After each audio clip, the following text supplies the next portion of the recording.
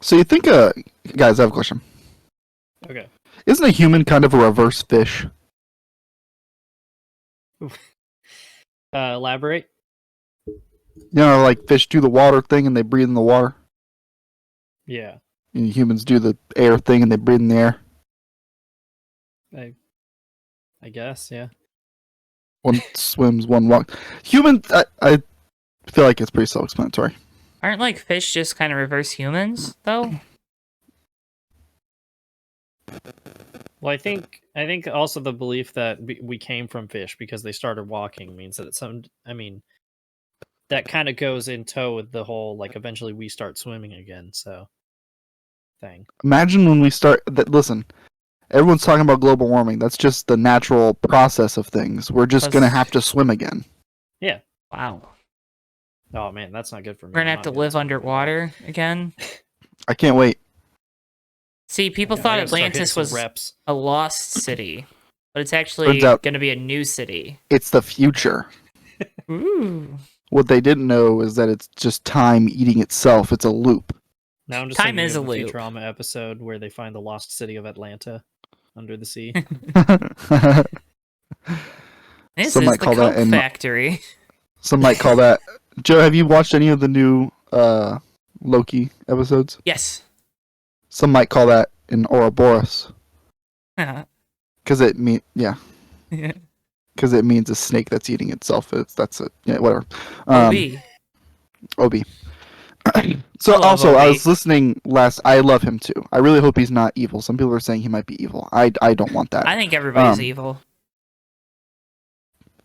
Okay, well, we can get you to talk to someone about that. I was listening last week, and you guys were talking about how far away everyone is, and so I had an idea. Oh, geez. I had a really good idea. What if we took the geographical location of all three of us, find the geographic middle, and then that's where we meet up? Okay. That would be like Memphis, wouldn't it? The geographic... This is what I was doing before the show. The geographical middle of the Fake Racers podcast members is just outside of Gardner, Kansas, which is just southwest of Kansas City. Okay, so it's kind of close. So we're going to the Kansas playoff race next year? Could be. We could be. We're going to go watch the Chiefs, I guess. No, I'm good. Thank you. That sounds like a nightmare anymore right now. Yeah. But anyway, that's my idea. You guys can take it or leave it. Actually, that's really funny because that is not too far from Tulsa, which is where the BMX Grands are this year. Oh. I may or may not end up going to that. Oh boy. When is that? Boy. Early December, I think. Oh no. I haven't gotten the invitation yet. Not another early December thing that Joe's gonna skip. Late November. So. What is late November? The 22nd to 26th. So. Darn, I can't make it. Yeah. It's Thanksgiving. Yeah. Not exactly a convenient weekend, but you don't want to spend Thanksgiving with your other family? Yeah. I see how it is. I told you I'm not even spending Thanksgiving with my family. Sounds like you're spending it with us. What's your excuse? Exactly. Just outed himself. I fail to see the problem. Folks, this is the Fake Racers podcast. Post Las Vegas, Sin City, we were rolling the dice, and boy howdy, two cars ended up being pretty dominant in both those races. We'll talk about it in a moment. I'm Joe. I'm Davey. Hi. I'm Matthew, and I just rolled the dice, except it's like a bunch of D&D dice, so it doesn't work, but still. Nerd. And you couldn't see it. Nerd.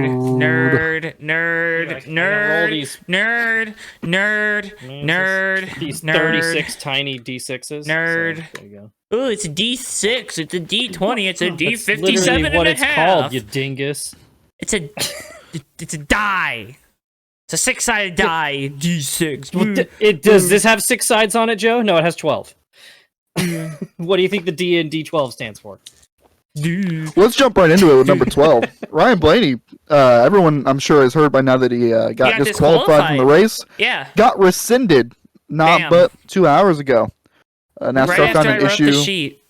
NASCAR found an issue with their inspection tool. I don't know when the last time that happened was. I really have no idea. Yep, Maybe when NASCAR found an issue. accepted Hendrick's bribe for all the Hendrick stuff. But other than that, Did you guys see the tweet by Penske's Twitter page that I said did we're going to see try to that. bribe the officials, and then it got rescinded? like immediately. Yeah. That was really funny. That was really funny. Yep. I'm sure that's a huge weight off of Ryan Blaney and that 12 teams back. Yeah, now 'cause they're that not- was going to look real bad. What? Well, they were going to be 53. I think they're like 50 something points back. Yeah, that was. Okay, that's was what that you're not saying. going to look bad? No, what? I mean, they're still 12 points out. 17. Yeah. Okay. That's not insurmountable. 7s and 2s just look kind of similar. Numbers. But yeah, good for Ryan Blaney, I guess. I don't know. They Yeah, did price it. was averted. Lucky break that they went and double checked the inspection tool. like, Hey, can you guys look at that for us real quick? I think it might be broken. imagine they just packed that up and forgot about it. Like, That, or even if Penske was like, "Damn, that sucks." All right, well, I guess we'll see you guys next week. are people melting down about it at all? Like, why NASCAR has so much money and they are using broken tools? Because I'm sure that's someone happening. is, right? I'm Like, sure there's some downvoted comments on Reddit that said that. I'm sure if I went into the troves of Twitter comments that they're there, but overall, I think most people are they're kind of laughing that it happened. And honestly, I'm happy that they fixed it. Like, I'm happy that they didn't they have enough due diligence to do that after something like that. Like, I'm glad that that happened. It's a good sign. It's a new NASCAR. They're taking responsibility. We're getting there. I really liked Jesse Dalton, friend of the show's post, where he was like, "They finished 6th and they got caught for cheating. Like, what was even the point if they didn't win?"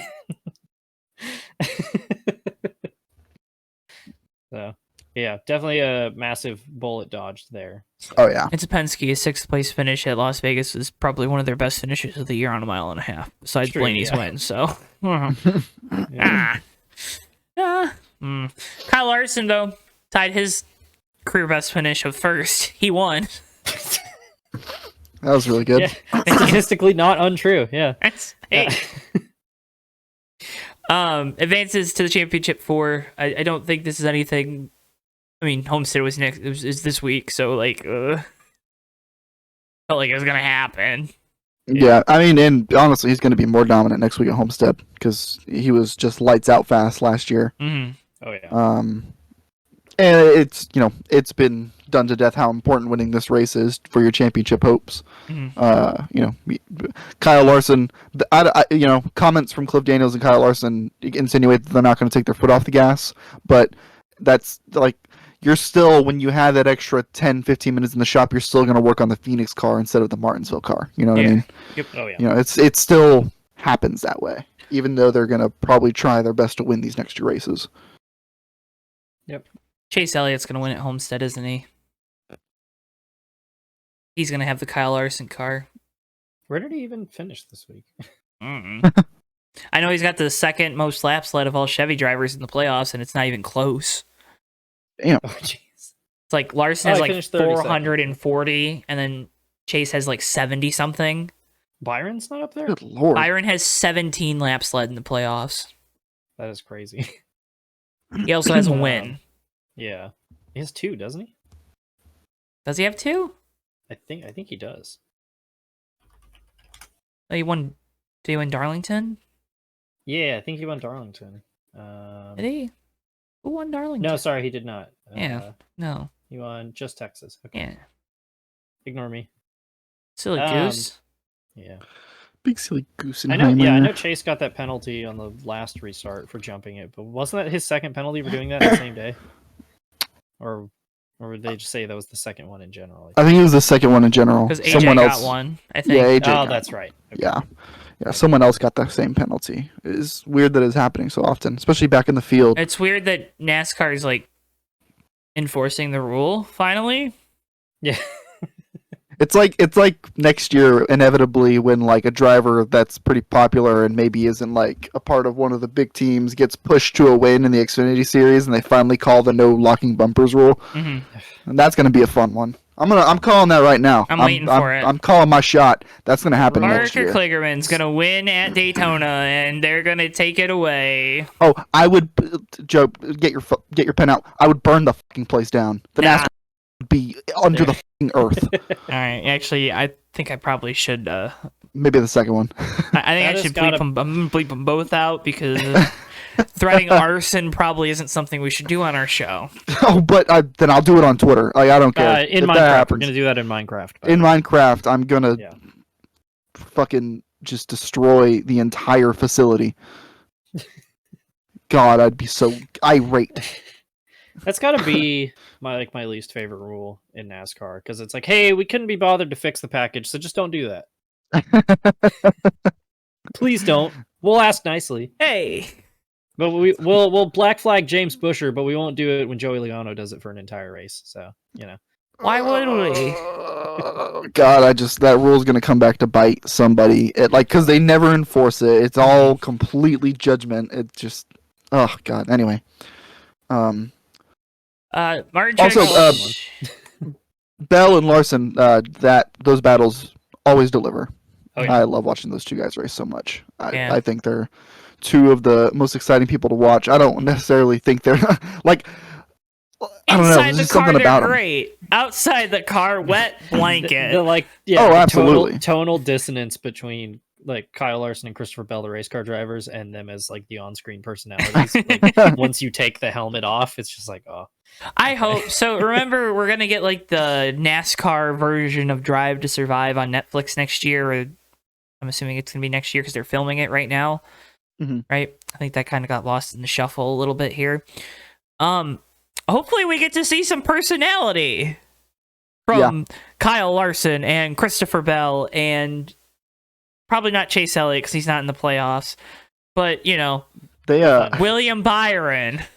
I think NASCAR Instagram or Twitter or someone posted some clips from like filming that was going on, and it looked Oh. like it was like from the crew that was filming, and they were like on the golf course.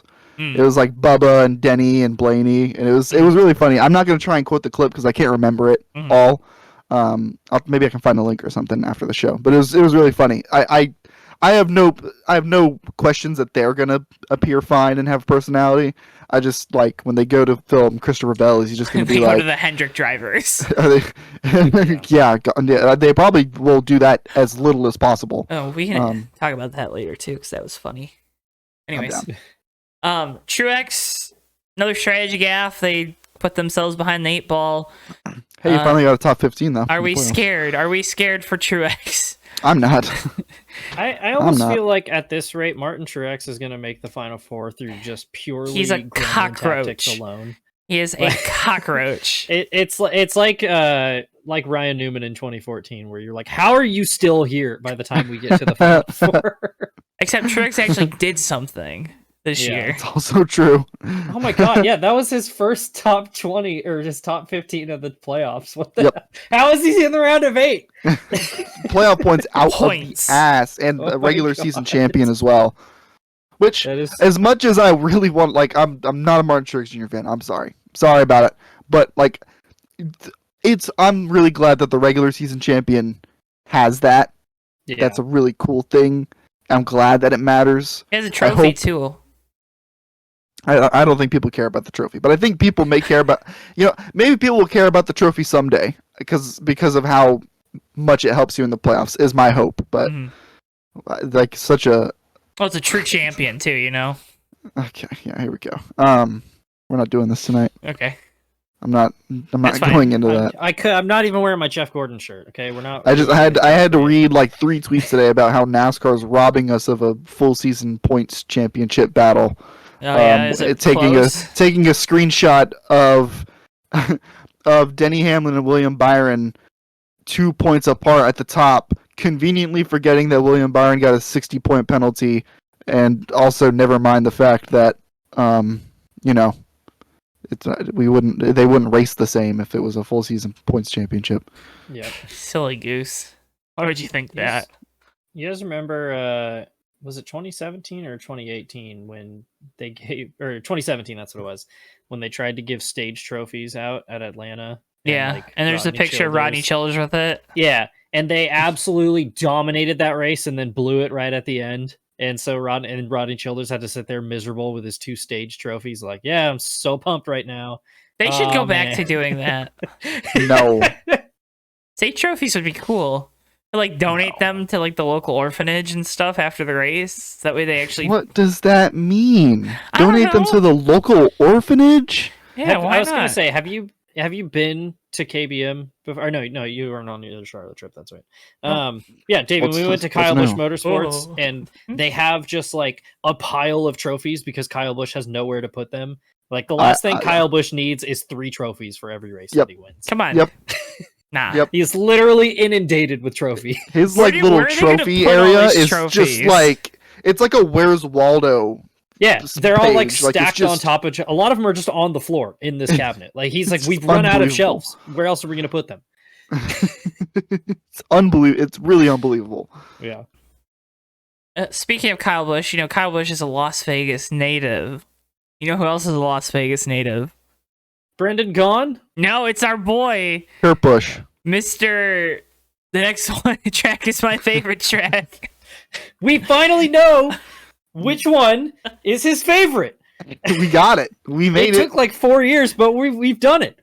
Riley Herbst. If I ever go to one of those Q&As, I'm gonna make sure I go to a Riley Herbst one, and I'm gonna tell him the story that you told me, Joe, and I'm gonna say, now that you've won at Las Vegas, Riley, Is it your favorite? which track is your favorite? And if he says the next one, once again, I'm burning the facility down. I will be Minecraft. so mad. Oh my gosh. I was very pleased that he showed emotion. I was very pleased that he was It happy was about still it. very tame, but it was cool. I like No, that it this was is better like than I 3 thought it was weeks- going to Yes. This is like 3 weeks in a row that we've immediately just started making fun of the person who won. be. Well, to be can't fair, help we didn't it. really make fun of AJ or Blaney. We kind of made fun of their teams. No, we definitely made fun of it, Ryan Blaney the whole time. Well, 'cause okay. All we did was We talk did. about how they don't win enough races immediately after they won a race. I can't wait. If Corey LaJoy wins a race, it's over. After the refrigerator comment that you made, Matt, like a few months ago, like it's just gonna be destroyed. I still go back and listen to that, by the way. That's a really nice drawing, Corey. I still have that meme saved on my desktop. Like, every once in a while I see it and I just kind of chuckle at it. Oh yeah, but Riley Herbst won. Dominated. Absolute domination. Of course, immediately everybody was like, "Oh yeah, they cheated up the car," and it's like, guess what, guys? Everybody's cheating. Not even They just that. found something. Not even that. Let's be honest here. If they were cheating up one car at SHR, it wouldn't be Riley's. Yeah. One of them's in the playoffs, Exactly. unless they're like, "You're the you could R&D argue, car." you could argue that they would be more willing to take the risk with Riley Herbst because he's not in the playoffs. True. Is Fair. kind of what I'm thinking. I'm not saying that they cheated his car up. It's very Oh, clear that cheated they car found up. something. They cheated everybody's car up. I mean, they cheat everybody's car up. You know what I mean, though. Like, I don't think Yeah. it was like egregious. Like, obviously, it was. Obviously, they found something. Whether it's in line with the rule book or not is, who cares, right? If they get caught, they get caught. If they aren't caught, then cool, let them have it, and they'll do it until they tell them to not bring it back. But it was insane. The end of that race, there was a stretch of about 20 laps where he was no slower than 3/10 quicker than everybody else in the field, and it was 20 straight laps. It was unbelievable. I've never seen that much of a pace difference before, unless someone was on new tires and had clear track. It was unbelievable. I've Had never seen shades anyone of- that fast. Shades of the 06 Busch race at Daytona, where Junior just drove away from the field on his own. Everybody It was was- like, "What is happening?ing?" This doesn't doesn't make make any sense. Like I was keeping up on the NASCAR app, and like it would be like 3/10 faster than second place, 4/10 faster than second place, 5/10 faster than second place. There was one lap where he was 6/10 faster than every single person on track. What in the world wild. happened? I- Golly. I think it's just a combo of they obviously found something, and they hit the setup, and Riley did everything he had to behind the wheel. So No, I'm great. very happy built a to great see that he was happy about it, and His if dad he can was turn that into happy. more momentum, that's great. That's great. So He thanked his parents for believing in him. And to be fair to Riley, like, you could tell he reads the message boards and you know what I mean? Mhm. Yeah. Like, you can tell he sees all that. Think he's ever listened to this podcast? I mean, if he has, good on him. yeah. Be sure to like, comment, and subscribe, Riley. Yeah. And I don't think we've ever fallen in the "this guy sucks, what is he doing" category of people.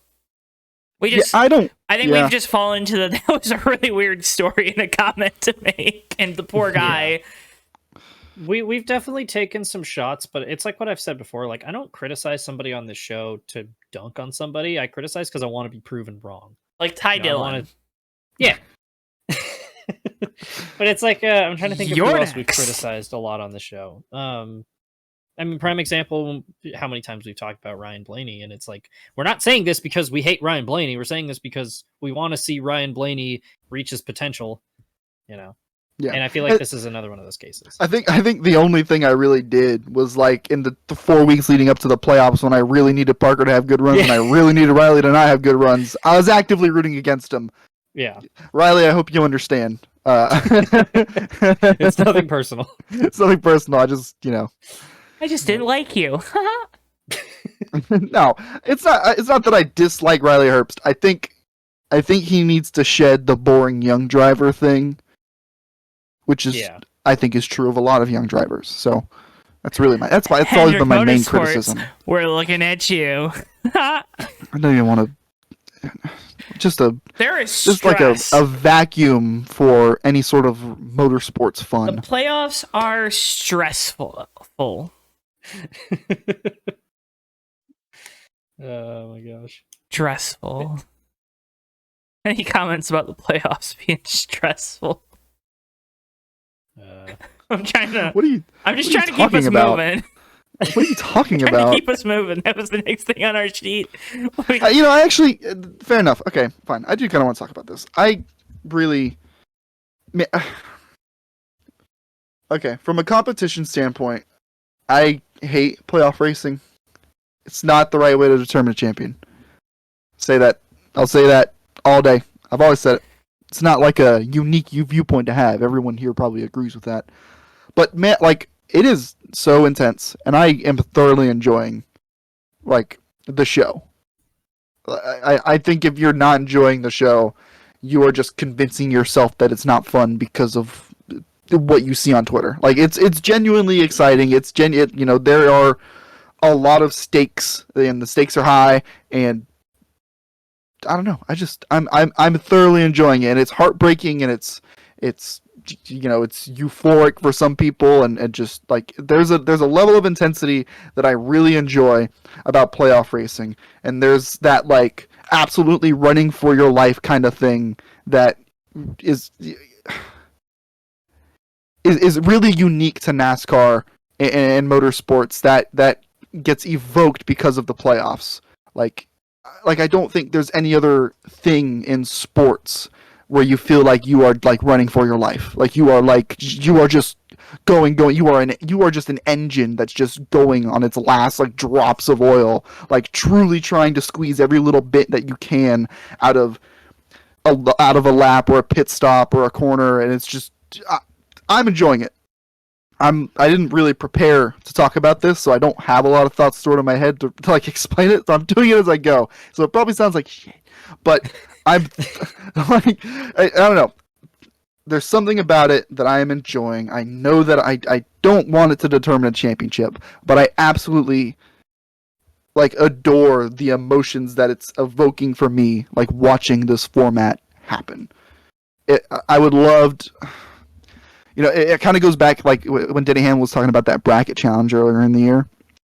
It would be really cool if the playoffs were like a side competition during the season instead, to kind of still give you that, with some sort of prize or some sort of point tally. I don't know. I don't know how it would work. I realize like I'm saying this, and there are purists everywhere who want to watch 600 laps at Charlotte uninterrupted, green flag, no yellow flags ever, and they will hate me for that. But I think it's fun. I think it's disingenuous to say that it's not fun. I think it's disingenuous to say that it's not exciting.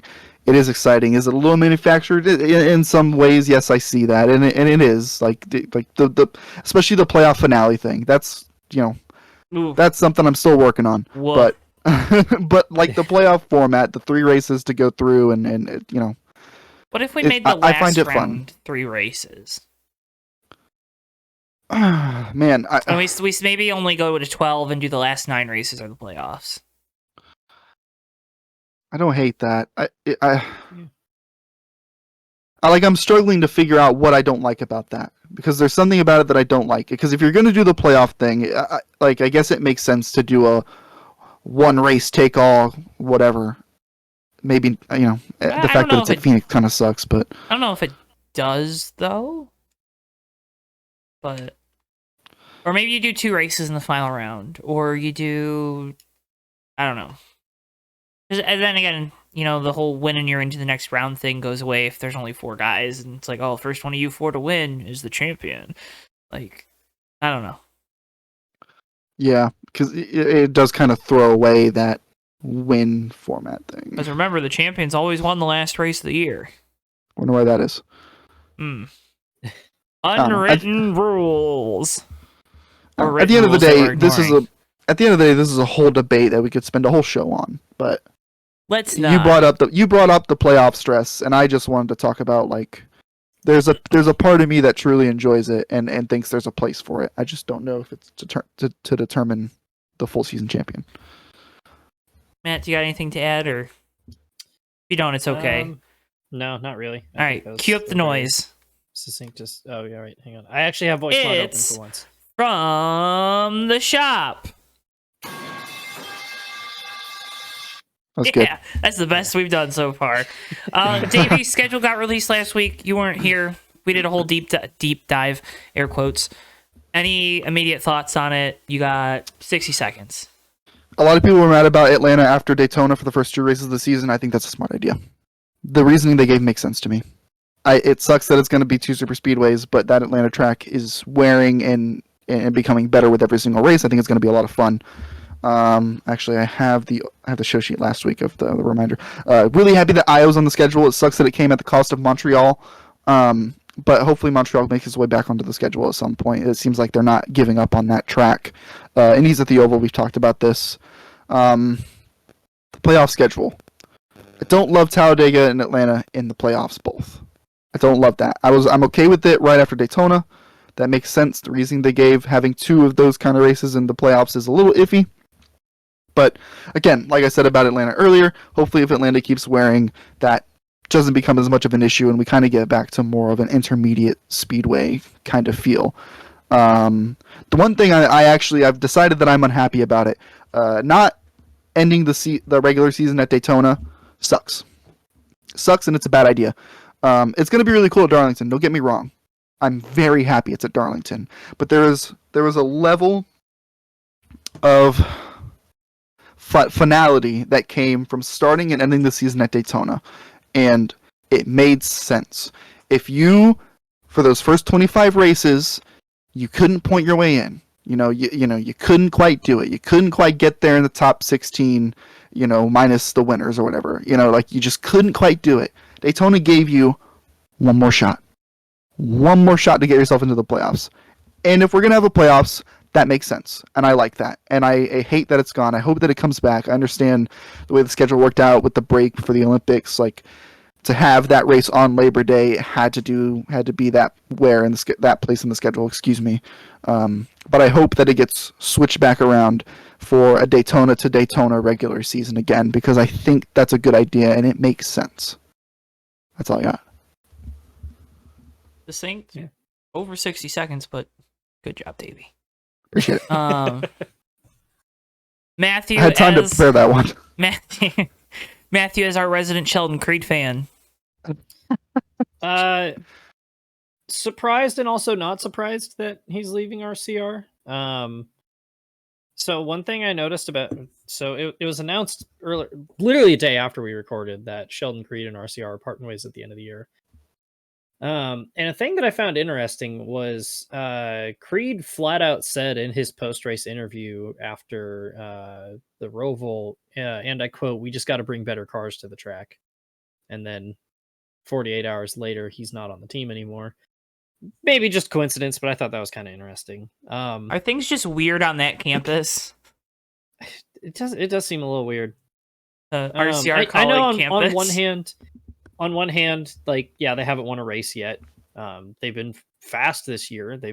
It's also hard to ignore that a lot of things have gone wrong at the end of races for Sheldon Creed over the last year. Oh, teammates won 5. Some of it self-imposed, some of it not. Yeah, I know. I figured they were building and work. I don't know. I didn't even hear what you said, Joe, if I'm being honest. So teammates won 5. yeah. Well, I think that's a thing too that kind of like muddies it all up. Is everybody likes to quote that number, but I'm pretty sure 4 of those are plate races for Austin Hill. So I don't know. Daytona, Las Vegas, Pocono, one of the Atlantas. Daytona, and Atlanta. So 4 of his 6 wins are plate tracks. Oh, it's 6. Okay. Yeah. Cool. Which I know plate races aren't. I know they're not just gimmies, but like. Now they don't take any skill. Yeah. Monkey but could win at Daytona. There is a sense of like that doesn't always translate to other tracks. Flacco. Bad, but yeah, I don't know. I was genuinely surprised by it because I thought they had been growing and getting better, and something must have happened. So because it's pretty late in the year for that decision to be made. So, and considering they're still in the playoffs too, so it sounds like he might be one of the guys heading to JGR. JGR has 2 open seats. There were rumors that Riley wanted to go back to JGR, but it got announced that he's staying with SHR, which was something I meant to bring up when, he won the race. It's almost like he signed a contract extension, then immediately won a race. Yeah. Crazy how that works. Confidence. Yeah. It's real, folks. So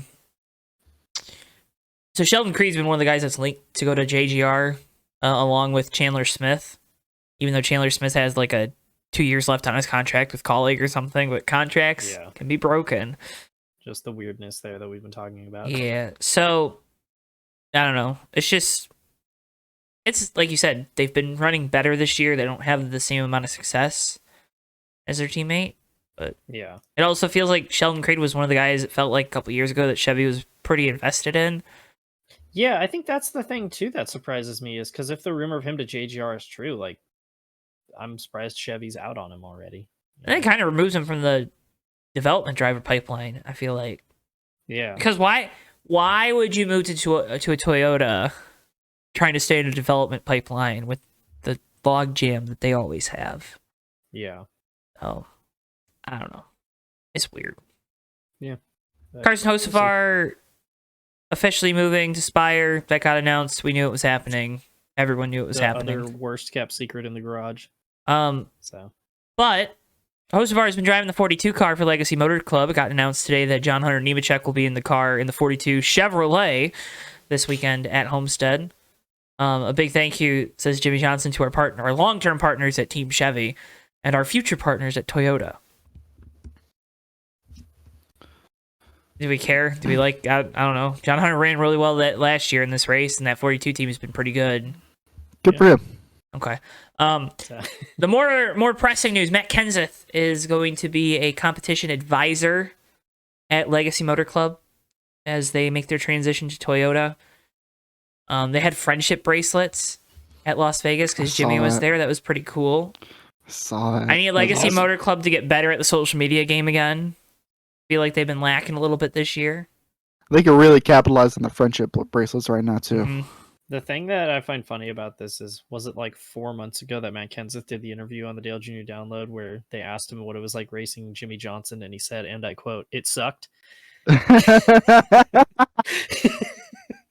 don't think it came from a malicious yeah standpoint. He's basically like, do you know how good that guy was and how many races I would have won if Jimmy Johnson wasn't around? That's really funny because I said this in our chat, in our creator chat too, when it was announced last week. Jimmy and Matt have always kind of been tight. It seems like they've always been pretty friendly. There's the like really like iconic clip from like a press conference where Matt comes over and sits on his lap, like in the middle of it. I don't know if you guys have seen that, but I have remember not. it very vividly. It's in like it's in all the like videos on YouTube. Funny NASCAR press conference moments, and it's like it's a bunch of Tony Stewart clips, and then Matt Kenseth comes over and sits on Jimmy's lap, and he's like, "Wow, we're all awfully friendly, huh?" It's just Tony Stewart making fun of reporters to their faces, and Junior trying to not lose it. Yeah, it's a very good. That's one of my favorites. Yeah. Yeah, no, that's cool. Junior's It's cool like, see you can Matt still talk in to the people sport. that way. So But and Matt, you're right. It is really cool to see Kenseth. I didn't want to say Matt again, but Matt, yeah, it's Matt, it's really cool to see Matt. he was briefly like Show when me I was Coke. like 8, my favorite driver. So that was I like Matt confusing. Kenseth, man. Yeah, I it was cool. don't care that he wrecked the hell out of Logano that one time. No, That that was was based. funny. He had it coming. He did. He did. It was based. He had it coming. Poor Eric Jones has to be sweating. Everyone, the guy that he replaced, Gibbs, he wasn't very happy that he was getting replaced. I didn't even think about That's now his competition advisor. The manufacturer that kicked him out of the A-tier car is his manufacturer. It's literally like, what if we assembled a team of people who specifically don't like Eric Jones? Oh no! Very fun. I didn't even think about that. I did. Jesus. Matt, sorry, Joe. You're like sweating bullets right now. Oh, yeah. They announced that. You're like, I'm like, oh man, Richard Petty Motorsports used to be really cool. Oh, Petty GMS, that's neat. Oh, we want to race? Great.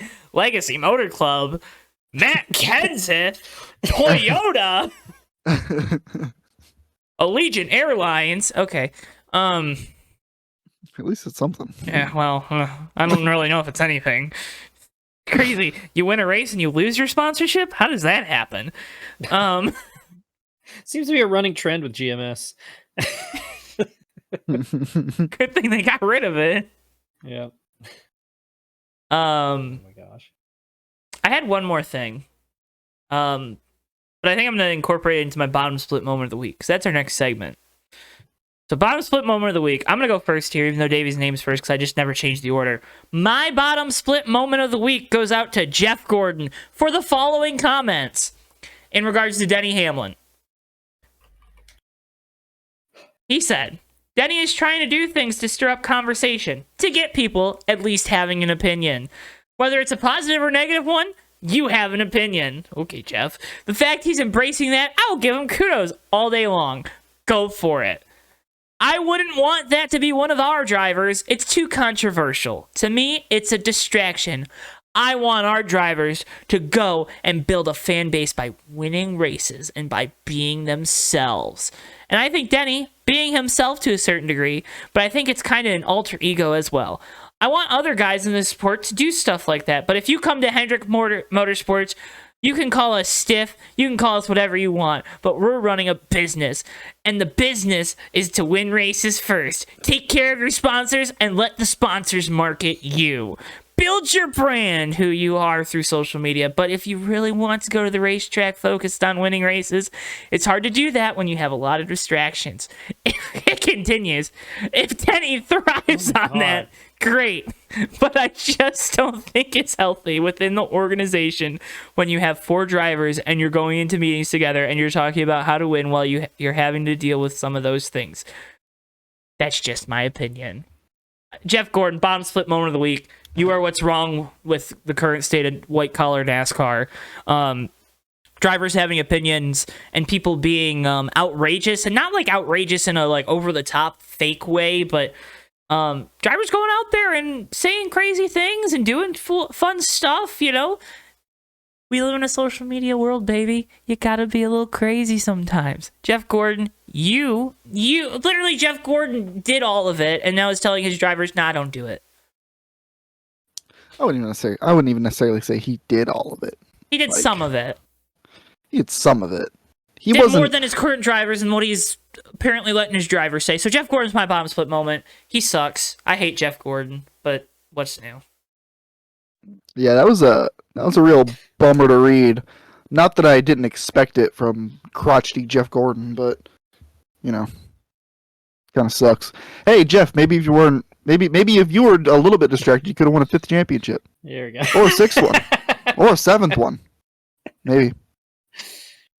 God, You could have won a championship past 2001. dude, Ugh. I You ran like 14 years without winning a title. Nobody point out that 14. Brad's coming up on 11, by the way. Not 14. It's getting there though. Typically I just like don't care about the discussion about like, oh, Hendricks drivers don't say it. I'm like, whatever. But to have like the president of the team come out and say like, yeah, that's our thing. I was like, all right. Literally. As you I'm watch on Alex record for Bowman's thinking personality disappear, like in front of your eyes. I'm on record for thinking that like the Denny Hamlin phenomenon is annoying, but I don't care, and it's really easy for me to ignore. It's like oh god, it's just like an annoying thing, or just an annoying statement at all to make. Like, okay, bro. The Denny Whatever. Hamlin thing is at least entertaining. You know, it's like, Yeah, at least it's something. Not like Hendrick, where it's like toilet paper. It's good to see drivers like Denny who are a little bit closer to like the mainstream media, or at least into it. It's good to see them bring some form of content to like the new age of content. You know, given that podcast, which it's weird to call that the new age of content because it's just audio, but like, I mean, podcasts are huge, and it's really nice to have people like him, Ryan Blaney when he was doing it. It's nice to have Corey LaJoy doing it. Like, it's nice to have these guys who, like, they aren't just NASCAR drivers. Like, Denny Hamlin went to go see Travis Scott, and he has a team with Michael Jordan, and it's like, these are all just like he posts about these things and he makes them relatable, and then you look him up and it's like, oh, he's got a podcast and it's very accessible, and he says things that invite you to think about them and invite you to discuss them and invite you to argue with people, which is what you need to be doing. And then Jeff Gordon's just like, we got Chase Elliott. Like, okay, dude. Do you remember sure. his dad? Do you remember how much he liked his dad? Do you remember his dad was number 9? Guess what? He's number 9 too. Hey, guess what? He drove for Dale Jr. Oh, you like Dale Jr., don't you? Hey, you remember? Hey, you like Kyle Larson? Huh? You like Kyle Larson? I'm not gonna ask you why you like Kyle Larson, but you like him. see the great thing about this too. Hey, did you like me? Do you like the 24? Do you also like Dale Jr.? Hey, guess what? I got a guy for you. He plays video games and collects candles.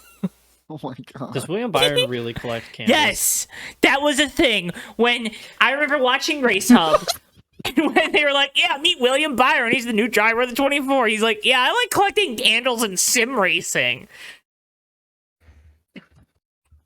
So two things. One, I think I've talked about this before. It reminds me of for Supercross, how each rider gets to list their hobbies, and Eli Tomac lists his hobbies as cycling and fitness. And it's like, no, Eli, that's your job. What do you do when you're not doing your job? Yeah, like it's one thing to have drivers who aren't super outgoing. Like, man, I wonder why Kyle Larson would not want to have a show where he talks all the time. Man, I wonder why that would be something. But like, it's another thing to have your boss then come out and say like, yeah, we actively encourage that. And it's like, no, why don't you just let your drivers do their own thing? And like Alex Bowman can be outspoken when he wants to, but he also doesn't really want to. Like, also, why does that have to be a point of emphasis with your team? Also, like, it's really frustrating for drivers like Alex Bowman, who is very funny and actually has a really good personality. Yeah, but is just like wrapped up and strangled by the Hendrick media demogorgon. Like, it's just not even possible. What this all reminds me of is, and Dave, you'll probably know what I'm talking about, was the late era of Ron Dennis running McLaren, where it was like, we've had all of this success doing things extremely professionally, and we're only going to do things that way. We're going to paint our cars gray and nothing else, because no color, because color is fun and fun is a distraction, and that's it. And it's like, guess what? You wasted 5 years of Fernando Alonso's prime. And then as soon as Ron Dennis sold the fucking team, they immediately became the most fun and personable team on the grid. And now everybody loves McLaren. Yeah. That hurts so much. Oh my god.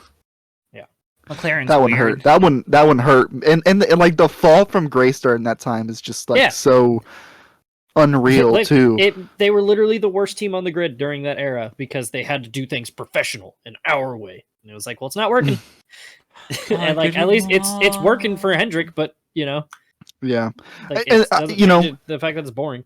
And how long do we think that's really going to last too? Like there's aspect. Okay, we gotta get back to the bottom split moments, but there's aspects of like corporate NASCAR that I enjoy that kind of bring it closer to the mainstream, kind of like what I was just talking about. And there's aspects of corporate NASCAR that are just Take it like away. make all your drivers sit down, shut up, and say that they like driving race cars, and that's what we're gonna have to do. Don't even go on television. We had to Yeah, pull 'cause- Chase Elliott's teeth out to get him on TV while he was hurt. Well, yeah, like literally, like so. Dinner with Racers, another podcast. I've mentioned them a few times before. Joe usually hates it. He didn't react as strongly. But they had an episode with Dinner with Racers, and I remember them talking like to other people afterwards, like talking about like how much of a pain in the like how Bowman was totally chill, and like once he was there, he answered like what he could or whatever. But like they had to chop up so much of his interview, and even getting to him in the first place took weeks. Like it was a huge approval process. Like it is hard. It is actively hard to reach their drivers to get them to make comments or do things like that actually like makes them seem extremely. The reason I like Alex Bowman at all is because of that episode of Dinner with Racers, and it's really good and he's really cool. But you want to know how much of that Alex Bowman I've seen since then? Like 2 tweets worth. Yeah. Like what are we doing? Anyway, I agree with you, Joe. That's my bottom split moment, but I gotta have another one. No, it's okay. It can be all our bottom split moment. I mean, we talked about it. I think we all hate Jeff Gordon equally now. Well, I don't know about Matt, but I'm technically related to Jeff Gordon by marriage, so I don't hate him, but that's Wait, that what? sentiment annoys me. Wait, Have I no, never you talked about can't. this? What? No, I John- didn't know so- that. Jeff Gordon's stepfather, John Bickford, is my Yep. mom's cousin through marriage. Oh my god. Yeah. I'm related to Jeff Gordon through never like mind. I don't hate Jeff Gordon. Jeff Gordon, you're awesome. Well, I've we're never gonna go- met him, but We're never it's, getting an you know, interview with Hendrick like anyways, so it's the family whatever. tree goes like, if I'm here, it goes up and then over and then back down. But I am technically related to Jeff Gordon by a couple degrees of separation. So Wow. Interesting. That's the last thing I expected. My bottom split I could've moment was swore not about knowing this. that about Matt. That's- I could have swore I told you guys about this, but yeah, my dad's sister's cousin's brother's father's Yeah, mother. no, to be fair, it's not that far. No, but you I also know. like how he just slid that in. I You like know. how Matt was just like, Ah, so yeah, I technically, mentioned it once in the USRL 5 years ago. Guys.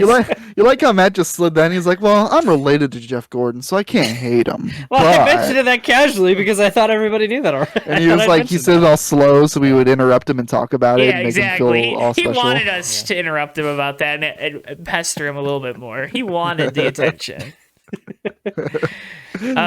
Matt, what's your bottom split moment of the week? My bottom. I'm going to go on an even further tangent. Oh, no. My bottom split moment is Alfred Perlman and the New York Central Railroad. I've been getting increasingly train pilled recently from a couple podcasts I've been listening to, and one I listened to recently was about the disaster of Penn Central.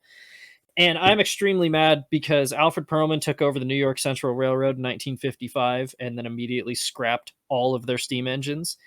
Which included the incredible looking Mercury Streamliner. If you've never seen the Mercury Streamliner, go look it up. It's one of the most incredible looking things I've ever seen.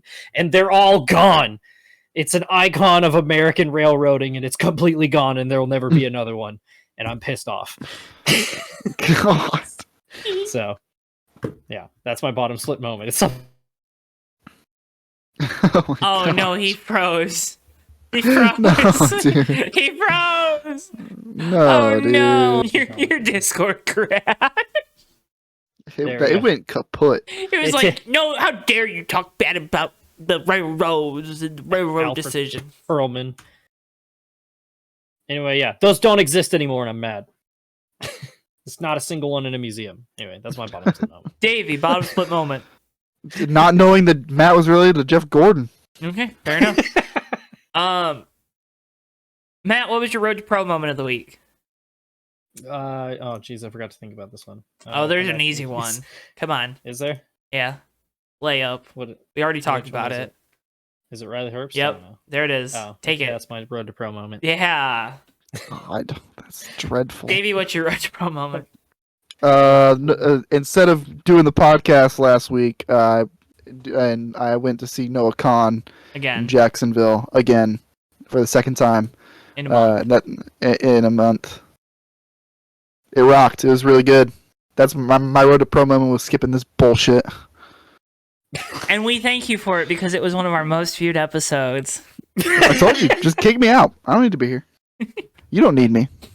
The worst part is we for folks behind the scenes, you don't need to know this, but you're gonna learn it anyways. We like at the start, I was like, yeah, guys, we gotta figure out why last week did really well, and we're looking through the analytics, they made no sense. And Davey just goes, yeah, maybe I just shouldn't be here. And we're like, wait a minute, Davey. That's not what we're getting at here.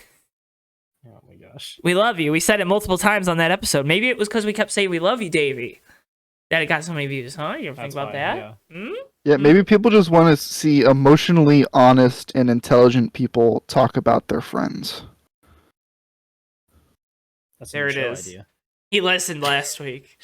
He didn't make the post, but he listened. Oh well. Come on, that was good, Davey. Come on. Everyone else can get the login information. Oh my god. What if we just tweeted the login info for the Fake Racers Twitter for a day? Everyone else can get it. Go crazy, guys. No.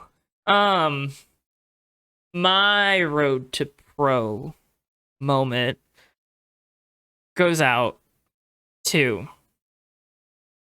drumroll please,